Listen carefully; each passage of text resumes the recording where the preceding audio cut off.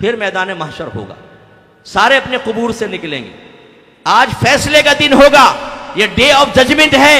जिसको आपने गाली दी थी, जिसको आपने मारा था, जिसको घूर कर देखा था, जिसका हक दबाया था, जिनके माल दबाकर बैठे हुए थे, जो अल्लाह ताला के अहकाम की नाफरमानी की, जो नबी करीम सल्लल्लाहु अलैहि वसल्लम की नाफरमानी की, आज उसके हिसाब का वक्त आया है।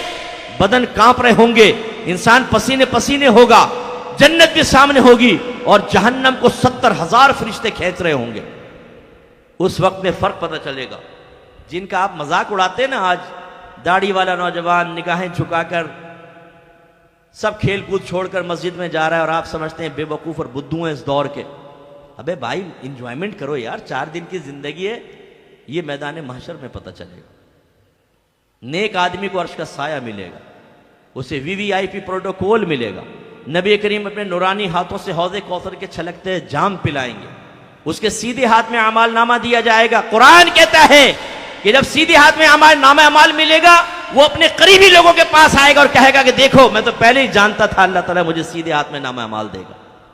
उसको हुक्म होगा जन्नत में जाओ।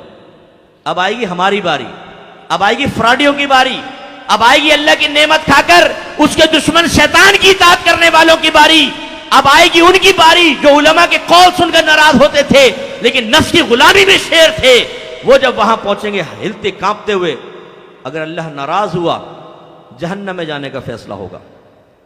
हदीस गौर से सुनिएगा। आपके नबी ने इरशाद फरमाया सहाबा से, सहाबा क्या तुम जानते हो कि मुफलिस कौन होता है? कंगाल, मुफलिस। सहाबा किराम ने अर्ज़ की, हम तो कंगाल उसको कहते हैं जिसके पास ना दराहिम और ना दनानीर। सरकार ने फरमाया लेकिन मेरी उम्मत का मुफलिस वो होगा जो बरोज़ क़यामत बहुत सारी नेकी लेकर आएगा। ज़कात भी होगी, नमाज भी होगी, हज भी होगी, सदक़ात भी होंगे, लेकिन इसने किसी को मारा होगा, किसी को गाली दी होगी, किसी का हक दबाया होगा, किसी के साथ और दूसरे मामलात किए होंगे, तो इसकी कुछ नेकी ये ले जाएगा, कुछ नेकी ये ले जाएगा, कुछ नेकी ये ले जाएगा, हत्ता कि इसके नाम अमाल में कोई नेकी नहीं रहेगी, तो अल्लाह ताला इसको जहन्नम में डलवा देगा। और एक रिवायत में फरमाया अगर तुम पर किसी का हक है तो दुनिया में दे दो, वरना मैदान माशर में तुम्हारी नेकियां दूसरों को दी जाएंगी और इससे हिसाब किताब पूरा नहीं होगा तो उनकी बुराइयां निकाल कर तुम्हारे नाम अमाल में डाल दी जाएंगी और ऐसा आदमी भी जहन्नम में डाला जाएगा। तो मेरे बच्चों, हम मुसलमान हैं, हम सहीउल अकीदा मुसलमान हैं। मौत कब आएगी हमें नहीं पता, अल्लाह ने मामला मख्फी रखा है। हो सकता है ये मेरा आखिरी बयान हो, इसके बाद मुझे बयान का मौका ना मिले, और ये हो सकता है आपका आखिरी बयान हो, अब आपका जनाजा ही उठने वाला हो। सोचिए फिर अल्लाह की बारगाह में जाकर इस मौजूदा जिंदगी का कैसे हिसाब व किताब देंगे। खुदारा अपने नबी की तलकीनात को सुने और उनकी फर्माबरदारी की तरफ आए। आपके नबी ने फरमाया हर शख्स के 3 दोस्त होते हैं। एक की दोस्ती जैसे ही मौत होती है खत्म हो जाती है, दूसरा कब्रिस्तान तक साथ होता है, जैसे कब्र में दफनाते हैं, इसकी दोस्ती भी खत्म, और तीसरा कब्र में भी साथ होगा और मैदान महशर तक भी साथ रहेगा, हत्ता कि जन्नत दोज़ख तक। फिर तफसील बयान की, फरमाया उसका पहला दोस्त उसका माल है, आपकी मोटरसाइकिल, आपकी गाड़ी, आपकी साइकिल, आपके लिबास, आपके जूते, आपका पैसा, बैंक बैलेंस, ये आपका पहला दोस्त है। जैसी मौत आई रिश्ता खत्म, सब चीजें अब किसी और की हो गई। दूसरा फरमाया इसका दोस्त होते हैं जो दोस्त अहबाब और रिश्तेदार हैं, ये कब्र तक साथ होते हैं, लेकिन जैसे कब्र में डालते हैं इनकी दोस्ती भी खत्म, ये भी वापस आ जाते हैं। तीसरा फरमाया दोस्त नेक या बुरा अमल है जो कब्र में भी साथ होगा, आखिरत में। अब आप अंदाजा करें कि आप किसी जहाज में सफर कर रहे हो, ट्रेन में सफर कर रहे हो, बस में सफर कर रहे हो, हमने भी किए हैं, बाद वक्त बातचीत शुरू हो जाती है तो बस लिमिटेड बात करते हैं, भाई आप कहाँ रहते हैं, ये वो, 2-4 उसने सवाल किए, हमने कर लिए, ज़्यादा दोस्ती नहीं बढ़ाते। हमें पता है इसका साथ आर्जी है, लेकिन अगर अपने रिश्तेदार हों तो उनके साथ तो घुल मिल के बात करते हैं, घर आते हैं तो तवील उनके साथ रहना वो अलग रवैया हो जाता है। ऐसे सोचिए जिसके साथ आपकी दोस्ती मुख्तसर सी है उससे कम दिल लगाएं। मैं नहीं कहता आप माल ना कमाएं, हलाल माल कमाएं, इसके हलाल कमाना इबादत है, लेकिन इस दुनियावी मशागिल के अंदर इतने ज़्यादा मसरूफ ना हो जाए। जैसे ही आप मरेंगे सब खत्म हो जाएगा। आप घंटों घंटों हेयर स्टाइल सेट करते रहते हैं, आप महंगे महंगे लिबास लेकर आते हैं मुतासिर करने के लिए, अपने जाहिर को संवारते हैं, ये सब खत्म हो जाएगा। जैसे ही मरेंगे आपकी मूछें वूछें कोई काम नहीं आएंगी, ये सब पड़ंग नीचे गिर जाएंगे, साहब हाल खराब होगा। 4 दिन बाद माँ देख ले तो चीखे मार के भाग जाए आपके पास से, हशर ये होने वाला है कब्र के अंदर, क्योंकि आंखें बहकर बाहर आ जाएंगी, नाक फट जाएगी, कीड़े मकोड़े खा जाएंगे, दांत गिर जाएंगे, सारे झड़ जाएंगे, बिल्कुल हड्डियों का ढांचा ऐसे गलाजत और इतना गंदा हो जाएगा आदमी कि देख के लोग कानों को हाथ लगाएंगे।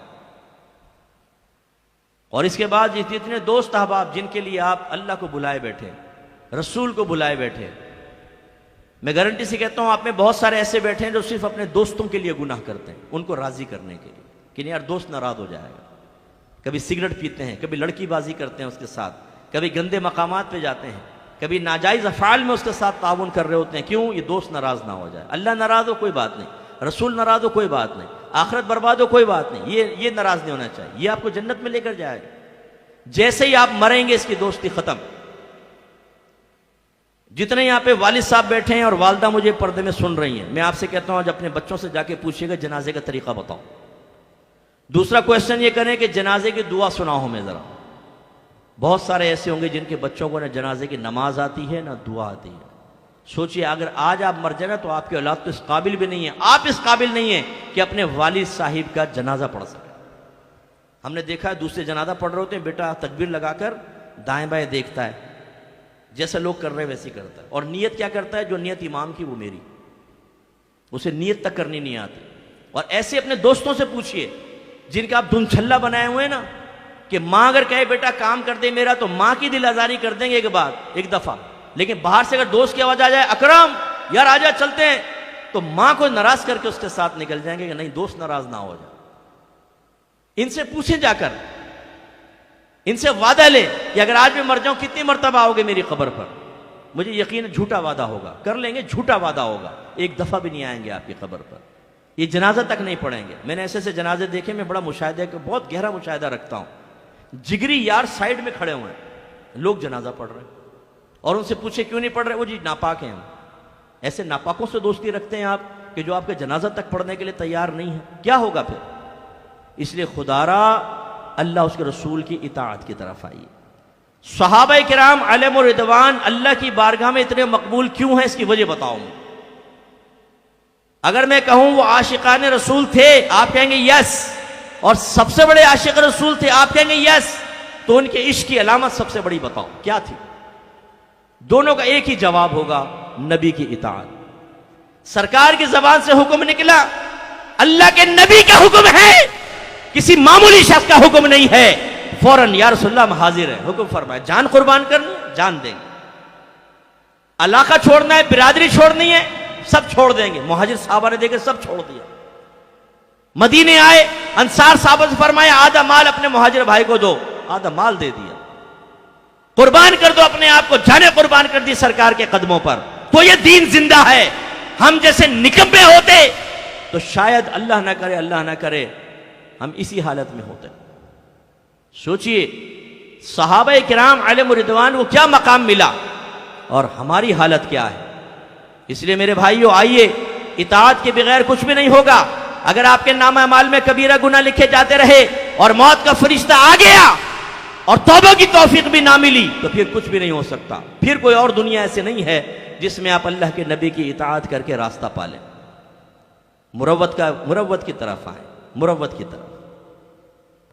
मैं आपसे एक क्वेश्चन कराता हूं, फिर अपना बयान खत्म करता हूं। एक बाप के दो बेटे हैं। एक बेटे को बाप जो हुक्म देता है वो पूरा करता है। अगर रात के 2:30 बजे भी काम से भेज दे, वो जाता है, काम करके आता है। अगर बाप कहे बेटा मेरे पास बैठ जा, और बेटे का दिल चाह रहा है दोस्तों के पास जाने को, कहता है नहीं मैं दोस्तों को बाद में देखूंगा, मेरे वालिद साहब हैं, उनके पास बैठ जाता है। हर हुक्म मानता है, उनकी पसंद नापसंद का ख्याल करता है।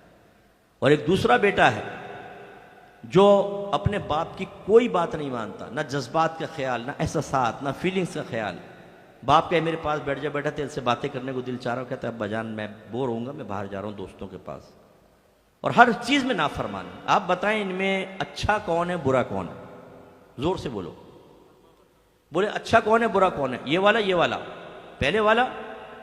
अच्छा ये बताइए पहले वाला बाअदब है या ये बाअदब है? क्या कहेंगे ये? अच्छा ये बताइए कि पहले वाला किसी बेअदबी का इर्तिकाब कर रहा है या दूसरा वाला कर रहा है? दूसरा वाला।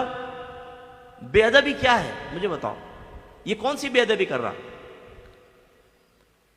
क्या बेअदबी देखी आपने इसके अंदर? मुझे बताएं ना, जवाब दें, क्या बेअदबी है? ये वालिद साहब का कहना नहीं मान रहा, बस ये मैं तो आपको समझाना चाह रहा हूं। नबी करीम सल्लल्लाहु अलैहि वसल्लम के उम्मती भी दो तरह के हैं।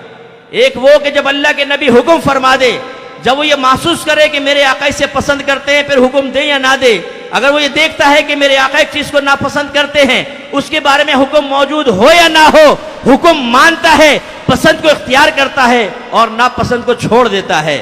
ये है फरमाबरदार, ये है बाअदब। और जो नबी करीम सल्लल्लाहु अलैहि वसल्लम के अहकाम को सुनकर फिर अपने नफ्स से सवाल करता है, अपनी बीवी से पूछता है, अपने बाप से पूछता है, अपनी मां से पूछता है, शैतान से मशवरा करता है, दोस्तों से और दुनिया से मशवरा करता है कि मानो ना मानो, और अगर वहां से हुक्म आता है कि नहीं मानना और नहीं मानता, तो फिर ये बेअदब है कि नहीं है? ये गुस्ताख है या नहीं है? ये नाफरमान है या नहीं है? तो हम कौन हैं अपने बारे में फैसला करें? क्या कार्टून बनाना ही बेअदबी है? क्या नबी करीम को गाली बकना ही बेअदबी है? क्या इसमें बेअदबी का कोई पहलू नहीं? आपने खुद अभी कहा है कि अल्लाह के नबी इरशाद फरमाना, कहना ना माना, ये कोई बेअदबी नहीं है। और ऐसा बेअदब और गुस्ताख आदमी हो और फिर ये कहे कि गुलामी रसूल में मौत भी कबूल है, जो हो ना इश्क मुस्तफ़ा जिंदगी फजूल है, इससे बड़ा ड्रामा और क्या होगा भाई? बिल्कुल ऐसे जैसे ये नाफरमान बेटा कहे, कोई बात ना माने, ना पसंद का कोई ख्याल ना करे, और कहे कि अब्बा जान आपके लिए तो जान कुर्बान, महल कुर्बान, बीवी बच्चा कुर्बान। बाप कहेगा बेटा ये कुर्बान